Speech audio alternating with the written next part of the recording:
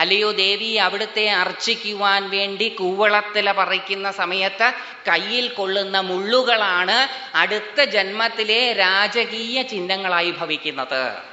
കൈ ഹസ്തരേഖാശാസ്ത്രത്തിൽ രാജലക്ഷണങ്ങളുണ്ട് കയ്യിൽ. ശംഖ്, ഛത്രം, നക്ഷത്രം, മത്സ്യം തുടങ്ങിയ ചിഹ്നങ്ങൾ.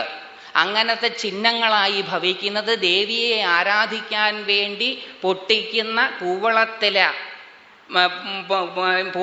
പൊട്ടിക്കുമ്പോൾ കയ്യിൽ കൊള്ളുന്ന മുള്ളുകളാണ് അത്രേ. അപ്പോൾ ജീവിതത്തിൽ വരുന്ന ദുഃഖകരമെന്ന് തോന്നുന്ന അനുഭവങ്ങളുടെ പരിണത ഫലങ്ങളെല്ലാം നല്ലതായിരിക്കും.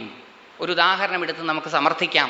നമ്മളെല്ലാം കേട്ട കഥയാണ്, അതുകൊണ്ട് വളരെ പെട്ടെന്ന് എനിക്ക് പോകാൻ പറ്റും. അഹല്യയുടെ കഥ.